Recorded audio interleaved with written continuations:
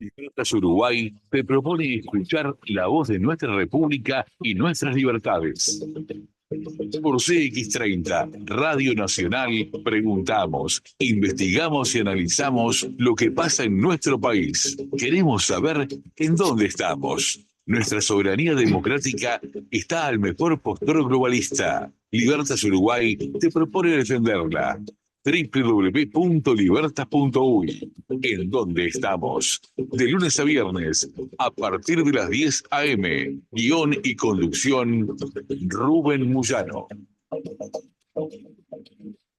Buen día, República, ¿cómo estás? Espero te encuentres bien. Buen día, Ramón. Espero que andes bien. Ramón Villa con nosotros en controles. Estamos por CX30 Radio Nacional, 11:30 AM por aire. Radionacional.com.uy por internet y tenés la aplicación también La 30. Este programa tiene como nombre una pregunta: ¿en dónde estamos? ¿En dónde estamos? Esta pregunta se convirtió con el tiempo en una visión de país.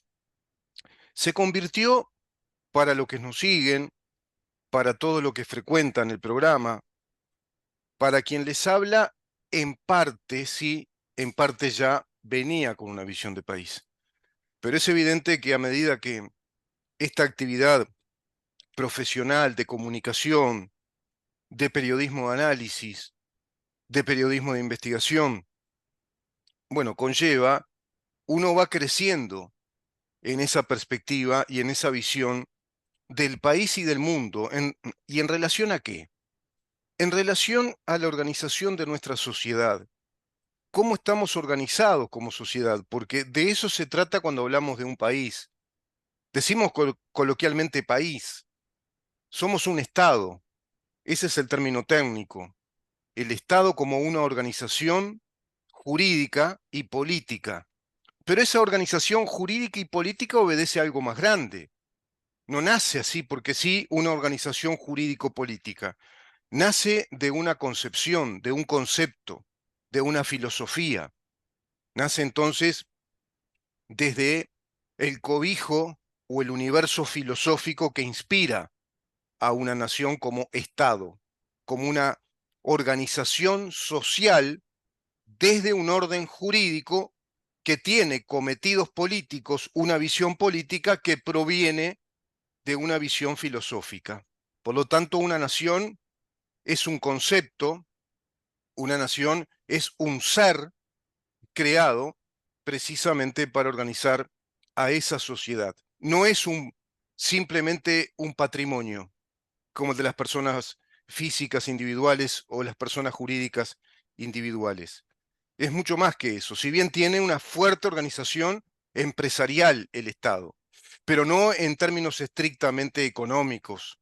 Empresarial en cuanto a compleja organización para emprender en el camino de esa visión filosófica, de ese propósito. ¿Y cuál es el propósito, la visión filosófica de nuestro Estado de Derecho llamado Uruguay, República Oriental del Uruguay?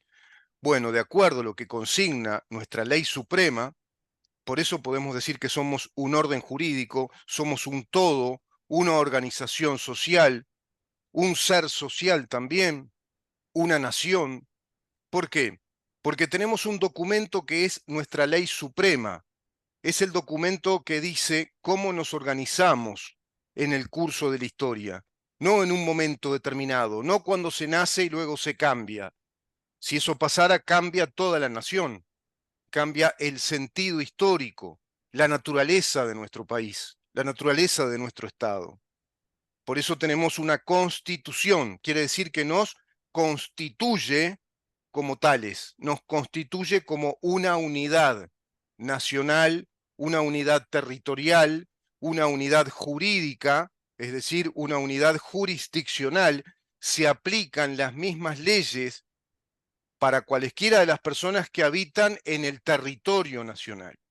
Y el territorio nacional o jurisdicción, hoy mejor dicho, es tridimensional. Es en el espacio, es en suelo, en tierra, y es también a través del tiempo. Hay ahí principios muy claros como la seguridad jurídica. Todo eso hace un orden realmente jurídico soberano. único. De eso nos habla la Constitución, de eso nos hablaba Immanuel Kant, de eso nos hablaban Jelinek, nos hablaban Hans Kelsen, nos hablaba César de Beccaria, de eso nos hablaron, nos dijeron históricamente los constituyentes. Y eso debe perdurar en el tiempo, a no ser que la sociedad uruguaya asuma otro sentido y pretenda, digamos que, salirse de ese sentido histórico, de ese ser nacional, social, de esa organización soberana, jurídico y políticamente soberana, porque la ley suprema es la Constitución de la República. Y así para cada uno de los estados nacionales que se constituyen, digamos que posteriormente a su condición de tales, en una organización de Naciones Unidas en estos momentos del mundo.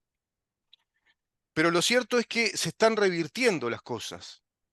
La Organización de las Naciones Unidas, junto a sus organizaciones, que son 17, le están planteando a cada uno de esos estados nacionales como unidades soberanas, constituidas por sus cartas magna, por sus constituciones o leyes supremas, les están indicando que deben instalar en los mismos países políticas de Estado que sean transnacionales, que sean extraestatales. Esto no es novedoso, proviene de viejas doctrinas, de viejas teorías del Estado y de viejas teorías del derecho, ya debatidas fuertemente en las décadas del 20, del 30, del 40, del siglo XX, desde la Reichsstadt, desde la escuela alemana del Estado de Derecho, de lo que significa eso. Y ahí ya se empieza a librar una gran batalla cultural. Considero que la batalla cultural más importante que la humanidad está librando es esta. Es la que se va librando a través del derecho, a través de la teoría del derecho y a través de la teoría del Estado, porque la teoría del derecho implica, conlleva necesariamente la teoría del Estado, dado que el Estado es esa herramienta, ese instrumento que tiene el monopolio del poder, como nos diría Max Weber, y que requiere de una ingeniería jurídica. Requiere de eso, requiere de una sofisticada ingeniería jurídica. Y la ingeniería jurídica que tenemos todavía en nuestros estados es la ingeniería que proviene de esos conceptos que acabo de decir. Soberanía territorial, jurisdiccional, orden jurídico, a través de una ley suprema que está en el vértice de ese orden. No hay orden si no hay una verticalidad, en tanto haya jerarquía de normas. Esa jerarquía de normas nos garantiza un orden jurídico. Hay una autoridad mayor, una autoridad máxima, que es la Constitución. La Constitución de la República en verdad es nuestra autoridad. Nuestra autoridad no es en sí misma el presidente de la República, o el ministro, o los ministros, o los legisladores, en esa jerarquía ya de funcionarios políticos. No, la autoridad máxima es la Constitución, estableciendo las distintas jerarquías de las normas y la jerarquía de los funcionarios públicos, tanto de carrera administrativa como los funcionarios políticos. Interesante, ¿verdad?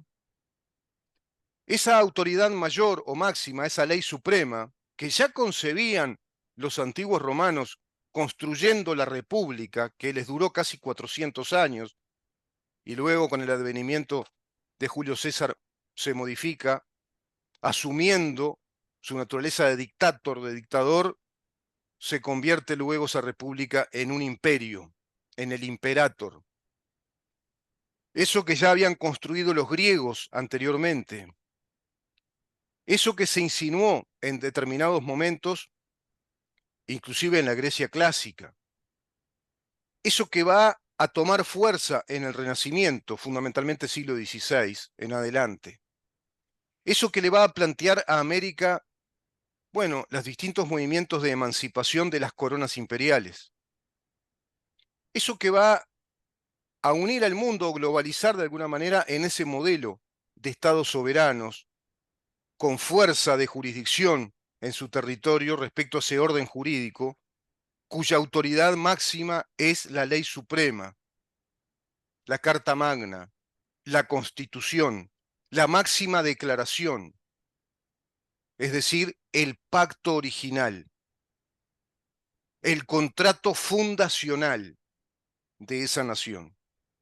Si acaso no se cumpliera con ese documento que nos indica cuál es ese pacto fundacional y ese contrato, no solo fundacional y originario, sino organizativo, ese contrato que nos organiza, ese contrato que se convierte en un instrumento mayor, en un instrumento jurídico porque es producto del acuerdo entre todos nosotros como nación, en tanto nuestros legisladores nos representen de acuerdo a lo que el constituyente dice. Por eso son representantes, porque están representando ese contrato organizativo, fundacional, originario, que les indica cuáles son los poderes del Estado, qué atribuciones tienen esos poderes, cuáles son los límites de esos poderes, cuáles son las jerarquías que tienen las normas, a qué principio obedece ese orden jurídico de jerarquía de normas, y cuáles son las jerarquías de los funcionarios administrativos, y qué naturaleza tiene la función administrativa. Todo eso está en la Constitución.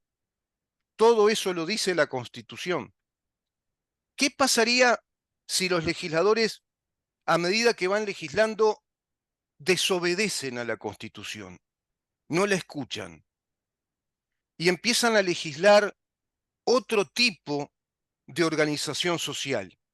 Empiezan a construir desde ese poder legislativo que está usufructuando los lineamientos generales de la Constitución, que está usufructuando los principios, si vos querés, más gruesos, más visibles de ese andamiaje sofisticado, de esa ingeniería del Estado, pero no lo utilizan a ese poder legislativo para seguir produciendo Estado de Derecho de acuerdo a lo que dice la Constitución, sino que empieza un ciclo de legisladores a legislar un modelo político que desobedece a la Constitución. No solo que no la escucha, sino que es antagónico, que plantea la dicotomía con la Constitución, que plantea contradicciones con la Constitución. ¿Qué pasaría? Y pasaría lo que está pasando en el Uruguay. Eso pasaría. Esto no es una pregunta retórica. Yo no estoy preguntando hipotéticamente, ¿qué pasaría si legisladores no legislaran de acuerdo a lo que la Constitución establece? No, ya pasa hace mucho tiempo. Es una realidad política en el Uruguay. Esa realidad política nos indica que en un conjunto importante, digamos, de confines del Estado, que hacen a los poderes del Estado, ya se ha legislado en contradicción con la Constitución de la República. Se ha legislado en contradicción respecto a lo que la Constitución determina de modo sustantivo y dentro de un capítulo, digamos que es clave y trascendental para el funcionamiento de nuestro Estado, como lo es el debido proceso. Cómo debe construirse el sistema de justicia en nuestro país. Y muy particularmente, cómo debe construirse el sistema de justicia penal en nuestro país. Y así lo determina a texto expreso desde el artículo 12 al artículo 23 nuestra Constitución de la República. Y es muy clara en el lineamiento de ese sistema judicial penal. Es clarísima. Es como si fuera la prima hermana del lamentablemente ya fallecido Sonsol. Es clarita. No tiene mucho lugar a confusión. Y la Constitución de la República como ley suprema se recomienda en las ciencias del derecho que sea interpretada solo de dos maneras.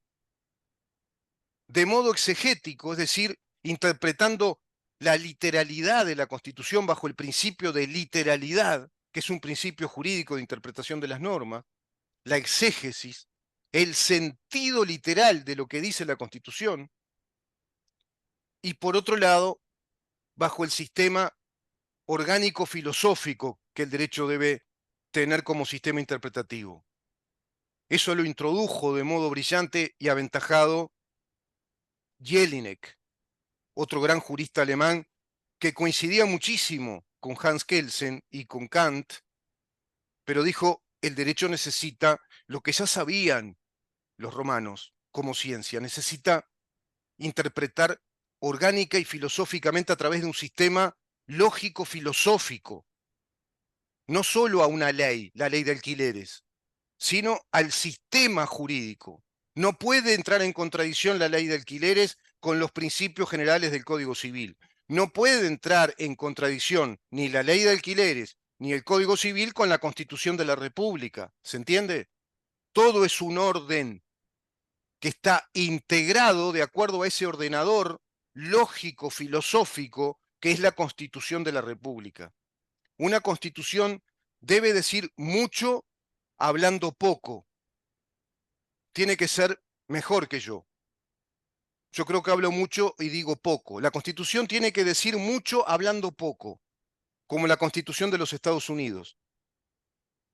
Pero todo lo que dice la Constitución, luego sí, debe legislarse mucho de acuerdo a las necesidades que el Estado tiene, siempre respetando lo que la Constitución dice, lo mucho que dice la Constitución, expresándolo claramente. Por eso la Constitución, con redacción clara, concreta, es muchísimo mejor, de mayor calidad, que una Constitución sábana, larga, muy inflada, como nos explica el doctor Rubén Flores de Arquevicius. Una Constitución que está hinchada, que tiene inflación, que tiene, por ejemplo, todo el régimen administrativo está dentro de la Constitución. Bueno, ahí empezaron a ser papanatadas los legisladores a través, para mí, de aquel periodo ballista de 1918 en adelante, cuando al Estado uruguayo se le quiso meter todo dentro de esa Constitución, que el Estado uruguayo puede ser padre, madre, tutor, adoptivo, puede ser empresario, puede ser empleador, puede ser emprendedor de lo que sea, suministrador de energía. Entonces el Estado uruguayo ya pasa a ser un Estado social. Ya no es solo el Estado de Derecho, ya es un Estado muy abarcativo de la vida de las personas, ya se entromete, ya está muy metido y empieza a convivir, pero no es lo mismo convivir con el Estado que convivir entre particulares, porque el Estado tiene el monopolio de la fuerza. El Estado no viene a discutir ni a debatir, el Estado viene a imponer. Entonces, cada cosa que te digan que el Estado va a hacer, el Estado te va a imponer ese hacer a través de los costos que requiere lo que el Estado va a hacer. Cuando Carolina Cose te dice que va a becar, ella no va a becar a nadie. Ella va a disponer que el Estado beque 1.000, 2.000, 5.000 personas. Lo vamos a tener que pagar todos porque el Estado somos todos nosotros. Cuando Carolina Cose te dice que va a becar estudiantes del interior en materia de vivienda, etcétera, te está diciendo que vamos a tener que pagar todos esos costos de estudiantes del interior, que son aproximadamente 300.000, que van a tener que, bueno, ser de alguna manera subvencionados, subsidiados. El Estado uruguayo, hoy por hoy, es un Estado que está legislando sin reconocer a la Constitución, sino que por el contrario la contradice. Y en esa contradicción a la Constitución de la República de parte de nuestros legisladores, yo visualizo claramente que hay un proceso histórico muy definido, que es cuando Uruguay ingresa, en primer lugar, a un plan global de economía planificada a través de sistemas de créditos internacionales para planificar actividades desde ese Estado que se mete en todo, y eso fue en aquel periodo del doctor Julio María Sanguinetti, a la salida de la democracia, donde ahí vemos que ese gobierno le otorga amnistía a terroristas que se organizaron para atentar contra el Estado uruguayo, que se organizaron en armas como grupos profesionales, que eran varios, diseminados como células, a su vez en ese contexto de Guerra Fría, amparados, subvencionados, organizados por la Unión Soviética y también por Cuba, y así por distintas organizaciones internacionales, ya en aquel momento, desde la Internacional Comunista, porque estaban también colaborando con los Tupamaros otros movimientos guerrilleros, terroristas, acá en Uruguay. Bueno, cuando se da la salida democrática después de aquella dictadura que fue convocada por la Asamblea General, porque Uruguay estaba siendo atacado y digamos que peligrosamente ya atacado por organizaciones militares y paramilitares profesionales que pretendían tirar abajo las instituciones democráticas, es decir, nuestra Constitución, para construir otro orden social, otro ser social, otra organización, otro tipo de país. Bueno, cuando se salió hacia la democracia, esos terroristas contra el Estado uruguayo fueron liberados, amnistiados, y se les permitió ingresar al sistema político después de un periodo, ventana, digamos, como si fuera un periodo de los virus, virósico de ventana, un periodo con proscriptos y luego se habilitó a todos los proscriptos y a todos los terroristas habidos y por haber que se integraron al sistema político uruguayo, entre ellos José Mujica, Topolansky, Bonomi, Agassi, Rosadilla, montón, miembros integrantes del Partido Comunista y aquel ejército clandestino comunista. Reaparecieron los integrantes de la CNT como PIT-CNT, reconocidos como un gran plenario, como una gran central sindical, con un marco, digamos, jurídico desde los decretos o disposiciones presidenciales de Julio María Sanguinetti, para negociar con el Estado en nombre de los funcionarios públicos, ya ahí contraviniendo, contradiciendo, entrando en colisión con la Constitución de la República, artículo 58, artículo 59. Los funcionarios no tienen que ser, no pueden, como funcionarios del Estado, ser representados por una organización externa a la función pública.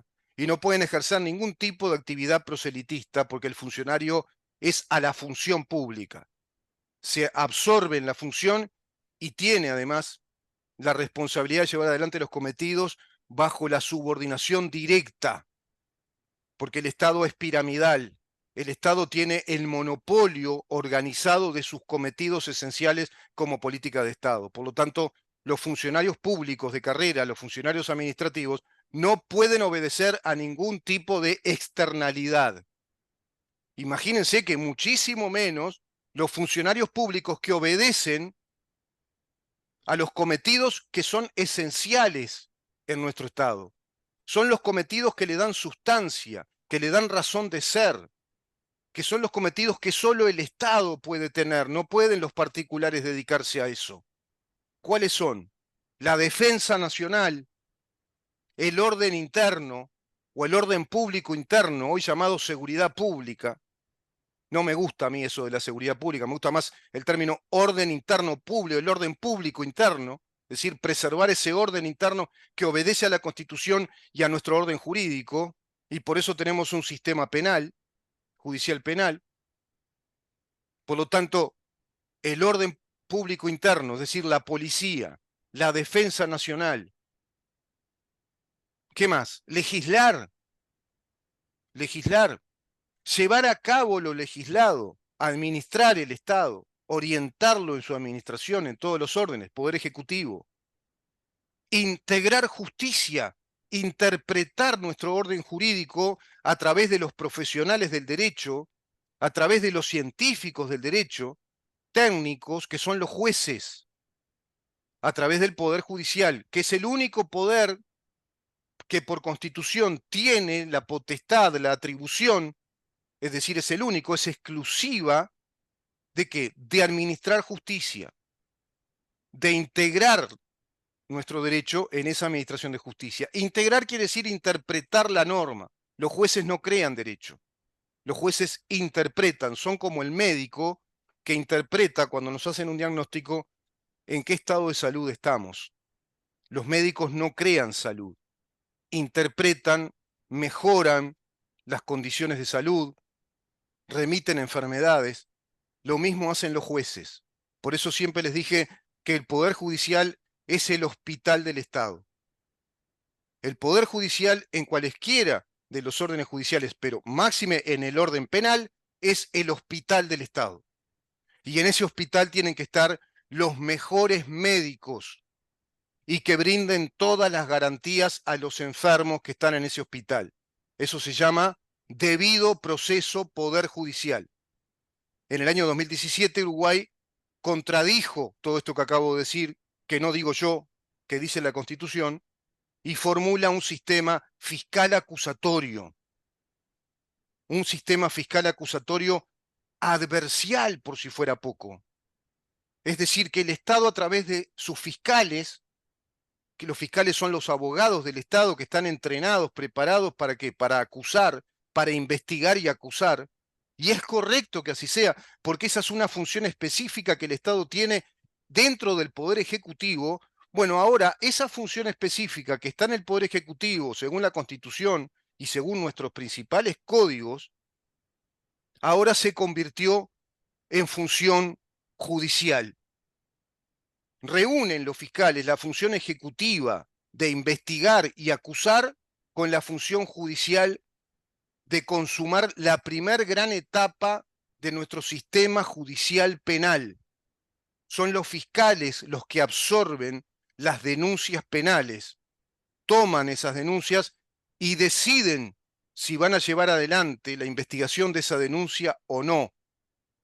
Y son los que deciden de qué manera van a llevar adelante esa investigación y de qué manera van a instruir a la policía y a su vez de qué manera van a acusar una vez, bueno, reunida la prueba que el fiscal considera que es conveniente, que es necesaria, como para arribar a esa naturaleza híbrida de acusación fiscal desde la formalización fiscal con una sentencia que se va a dar posteriormente como un efecto automático, como una homologación, como lo que hace un escribano cuando homologa con su firma, dice que todo lo actuado es correcto.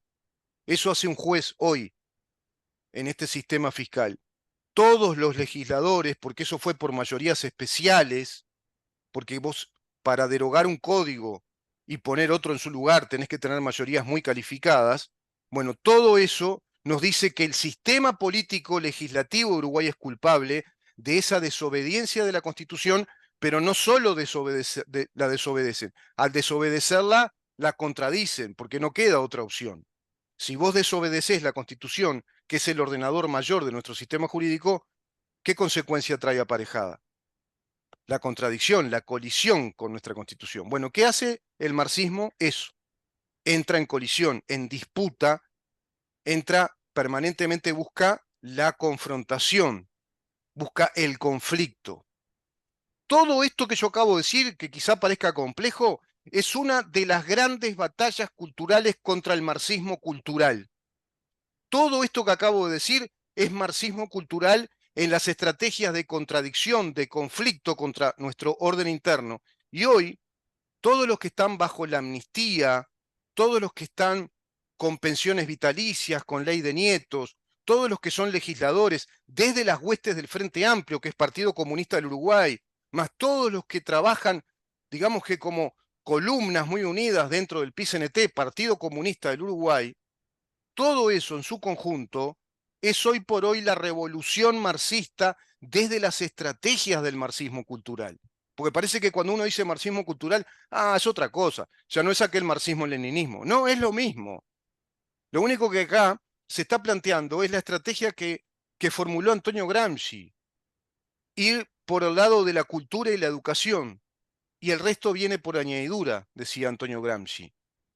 No me da el tiempo para poner el video de un especialista argentino, que es como 3 minutos, donde explica muy concretamente cómo nos subestimaron, cómo perpetraron toda esta revolución, que ya es una revolución comunista, con la fachada de seguir viviendo en estados de derecho, en repúblicas soberanas, y esto ocurre en toda América Latina. De ahí que haya una gran tarea épica, reconstructiva del Estado en Argentina con el gobierno de Milei, que ya hoy por hoy es el revolucionario, porque se invirtió la cosa. Ahora, el orden establecido, el status quo, es marxismo cultural en toda América Latina, en el Caribe y en el mundo, porque en Europa está instalado el marxismo cultural, en gran parte de los Estados Unidos también, en Canadá ni que hablar. No está instalado el marxismo cultural en China, en Rusia, en Irán, en los países árabes. Sin embargo, esos países totalitarios financian los grupos marxistas culturales que van pervirtiendo el orden jurídico del proyecto occidental de vivir bajo estados de derecho que protegen nuestras libertades individuales y nos consideran a todos iguales ante la ley y de acuerdo a un monopolio del Estado que debe ser limitado y legítimo, justificado en ese monopolio, limitado en su poder. Si no, pasás a vivir en un estado totalitario, como se vivió en la Europa de las monarquías absolutas, o se vivió en la Unión Soviética durante 72 años, o se vive en Cuba o en Venezuela. Vamos a una pausa, Ramón, si te parece, y vamos a recibir al diputado Conrado Rodríguez, precisamente en esta campaña ya de interna en el Partido Colorado, de cara a lo que se viene, que es, bueno, qué candidatos quedarán dentro de cada partido para debatir, y debatir qué. Estos temas son tabú, por ejemplo, en Uruguay. No se trata este tipo de temas. Solo se habla de cuánto más hay que mejorar la infraestructura productiva, la tecnología. Pero ¿qué pasa con todos estos temas? ¿Qué pasa con la educación que hoy por hoy tiene el principio de laicidad crasamente violado a través de la bandera LGBT, que es la bandera fundamental, es la piedra angular del marxismo cultural? Y me refiero a la perspectiva de género en el sistema educativo, ya inicial, primaria y luego secundaria. ¿Qué se pretende que Uruguay puede seguir siendo una república independiente, un Estado soberano, si tiene ese sistema con esos contenidos educativos de doctrina marxista? Todo eso es un plan global desde ese modelo extraestatista que les está diciendo a nuestros gobernantes que sean administradores de fuertes recursos económicos que le brindan a través de préstamos como los que negoció en aquel entonces Julio María Sanguinetti, con la ALADI de aquel momento, con el BID, con el Fondo Monetario Internacional y por supuesto con el CLAE. Y ahí se instala la universidad del CLAE, que es una universidad marxista. ¿Para qué? Para convertir Uruguay en un estado de economía planificada, diseñada, dependiente de los créditos internacionales, siempre y cuando Uruguay cumpliera con todos los planes extraestatales que se iban a ir desarrollando en aquel entonces, y luego eso va a concluir en la Agenda 2030. Esa agenda que hoy impera y que, bueno, tenemos un presidente que claramente lo dijo delante de la cadena de medios de la Rusia de Vladimir Putin, que Uruguay responde a la Agenda 2030. Vamos a una pausa y continuamos.